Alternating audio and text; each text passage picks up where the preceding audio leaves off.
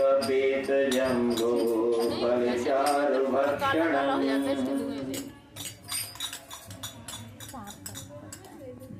उमासुतं शोकविनाशकारिकं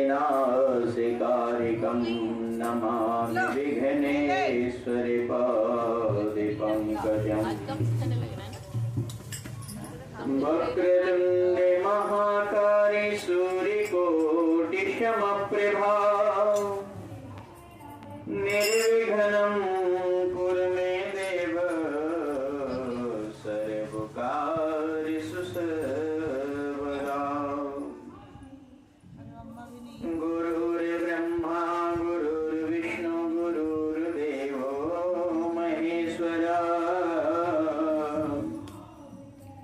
गुरुर् साक्षात् परब्रह्म तस्मै श्री गुरवे नमः।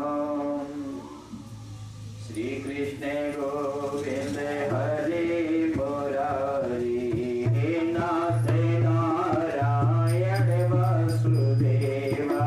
श्री कृष्ण गोविंद हे नाथ नारायण वासुदेवा। हे नाथ नारायण वासुदेवा। हे नाथ नारायण वासुदेवा। श्री कृष्ण गोविंद हरे मुरारी हे नाथ नारायण वासुदेवा। श्रीमन्नारायण नारायण नारायण श्रीमन्नारायण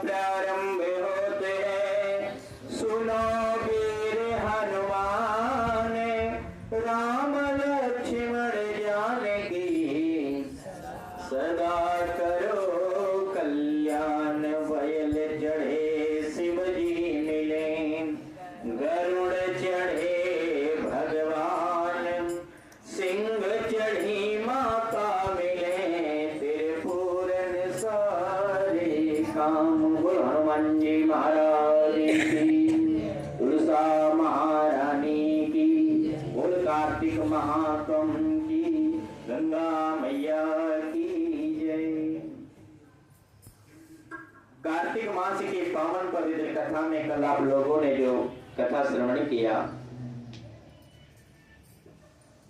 कि जलंधर का जन्म कैसे हुआ, जलंधर का विवाह कालनेमी की पुत्री वेंद्रा से हुआ। जलंधर अपने राजपाट में खूब जीवन पर्यंत अच्छे तरीके से जब निर्वाह करने लगे तो जलंधर की नजर पड़ती है राहु से। गुरु शुक्राचार्य जी को जलंधर बुलाया, गुरु जी हमारे सेना में हमारे भाई बंधुओं ने इसका सर धड़ से अलग कैसे है। गुरु जी ने कहा कि हे राजन, जब समुद्र मंथन हुआ था उस समय समुद्र से जो जो बहुमूल्य सामान निकला था वो सब देवता लोग लेकर के चले गए। और अमृत जब निकला, अमृत पान करने के लिए जब देवताओं में विष्णु भगवान मोहिनी रूप धारण करके अमृत वितरण कर रहे थे, तो ये राहु जा करके देवता बन करके अमृत पान कर लिया था। भगवान से देखा नहीं गया, भगवान ने इसका सर से धड़ कर दिया। चूंकि ये अमृत पी चुका था इसलिए इसकी मृत्यु नहीं हुई। जलंधर ने इतनी बात सुन करके इतना क्रोधित हो गया, क्योंकि एक हिसाब से जलंधर सागर का भी पुत्र है, समुद्र का भी पुत्र है। मेरे पिताजी का मंथन किया और इसमें जो कुछ भी सामग्री निकली देवता लेकर चले गए। इतनी हिम्मत निकली क्या की थी गुरुजी? क्या कौन से वस्तु निकले थे? कहने लगे राजन, सबसे पहले तो उसमें हलाहल विष निकला था। समुद्र मंथन जब होने लगा तो क्या निकला? हलाहल विष निकला। किसको दिया? भोले बाबा को, क्योंकि और कोई पीने वाला। दूसरे नंबर पे क्या निकला था? कहने लगे कामधेनु। तीसरे नंबर पर क्या निकला? कहने लगे रंबा। चौथे पर ऐरावत, पांचवें पे कौस्तुभ मणि, छठवें पे कल्प वृक्ष, सातवें पे उच्चस्वरवा घोड़ा, आठवें नंबर पर निकला माता लक्ष्मी जी स्वयं, नवें पे निकली वरुणी, वरुणी मतलब श्राव कह सकते हो, और 10वें पर चंद्रमा, और 11वें पे सारंग धनुष, 12वें पे अमृत, 13वें पे परिजात, और 14वें पे पांचजन्य शंख निकला था। ये वैसे वास्तविक रूप से समुद्र से नहीं निकला था, मैं आपको बताऊं बात। ये केवल समुद्र से जो निकला है, ये हमें अपने अंदर की चीजें भी देखना चाहिए। भक्ति लाइन में जब तुम जिस दिन घुसोगे पहले दिन, उस दिन तुम्हें दुनिया संसार का हलाहल विष पीना ही पड़ेगा। दुनिया इतनी आसान से तुम्हें भक्ति की तरफ नहीं जाने देगी, चाहे वो घर वाले हो, चाहे नात हो, चाहे रिश्तेदार हो, चाहे अड़ोस हो, चाहे पड़ोस हो। पहले नंबर जब तुम भक्ति करने का प्रयास करोगे तो तुम्हें हलाहल विष पीना ही पड़ेगा। अगर वो विष पीने में तुम वंचित रह गए तो तुम भक्ति क्षेत्र में नहीं जा पाओगे। और जब तुम हलाहल विष पी करके और आगे बढ़ोगे तब तुम्हें मिलेगी कामधेनु गाय, यानी तुम्हारी भक्ति में तुम्हें कुछ अच्छा लगने लगेगा कि मेरी भक्ति में कुछ सुधार हो रहा है, मेरी भक्ति में कुछ शक्ति बढ़ रही है। और आगे बढ़ोगे तब तुम्हें मिलेगी रंबा, यानी और भटकाने वाली चीजें तुम्हें मिल सकती हैं, ध्यान देना है।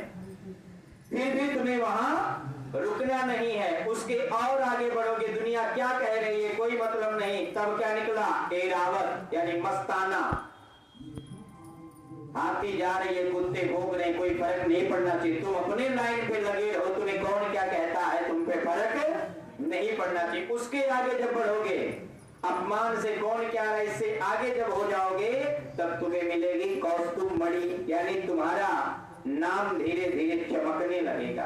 फलाने पास, फलाने बहुत अच्छे भक्त हैं, फलाने बहुत अच्छी पूजा करते हैं। उसके आगे जब और तुम्हारा नाम बढ़ जाएगा तब तुम्हें क्या निकलेगा? कल्प वृक्ष, यानी अब तुम इस पोजीशन पर पहुंच गए हो कि जो भी तुम कामना करोगे वो तुम्हारी कामना धीरे धीरे ठाकुर जी पूरा करना शुरू कर देंगे। और जब तुम और उससे बढ़ोगे तब तुम्हें मिलेगा उच्चस्वरवा घोड़ा, यानी तुम्हारी भक्ति में अब रफ्तार पकड़ेगा, तेजी बढ़ेगी। अब तुम भगवान की तरफ और आगे बढ़ोगे। और जब उच्चस्वरवा घोड़ा मिलेगा, यानी नाम तुम्हारा दूर दूर तक फैल जाएगा, तब क्या मिलेंगी? लक्ष्मी। क्या मिलेंगी? लक्ष्मी की। इतना धन हो जाएगा, और जैसे तुम्हारे पास अथाह धन हुआ, फिर तुम्हें क्या मिलेगा? वरुणी। वरुणी मतलब दारू, मदरा, नशा मुक्ति। यानी वरुणी क्यों निकली? कि जब तुम कामयाब हो गए तब तुम्हें भटकाने के लिए श्राप निकल आई कि बेटा अब भी रास्ते से मत भटकना, क्योंकि ये श्राप तुम्हें मिलेगी कामयाब होने के बाद। अगर तुम इसमें पी करके टुल हो गए तो तुम्हारी कहानी यहीं खत्म हो जाएगी। तुम्हें अगर वरुणी यानी श्राप भी नहीं भटका पा रही, तब फिर तुम्हारा क्या निकला? चंद्रमा।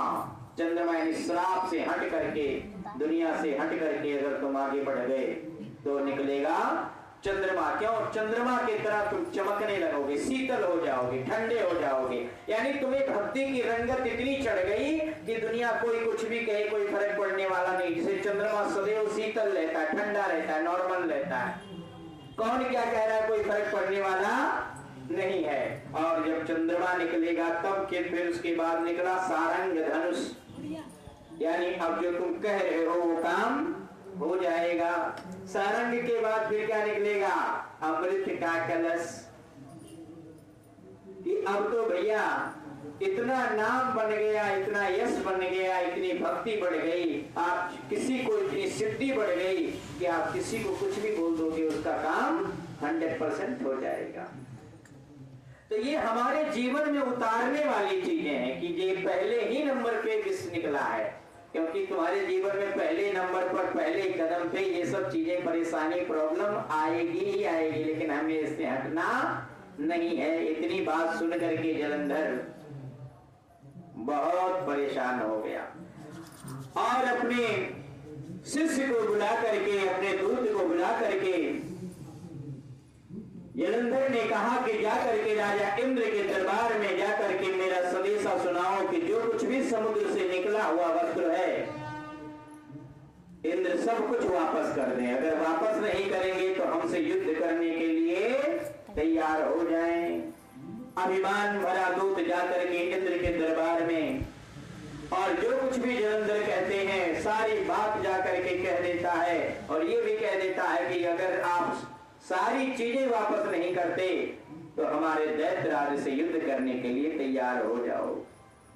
देवताओं ने सोचा कि यार हम इतने कमजोर थोड़ी हैं, अमृत तो पी चुके हैं, आ जाने दो रण में।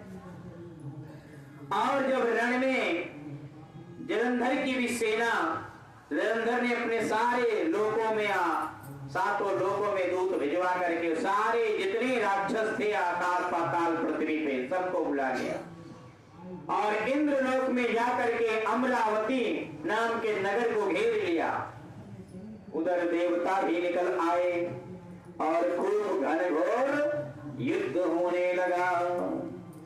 इधर देवता लोग भी खूब घनघोर युद्ध कर रहे हैं। जलंधर की सेना खूब लड़ रही है, तड़तड़ तड़तड़ हो रहा है, सब चारों तरफ से रुद्र बह रहा है,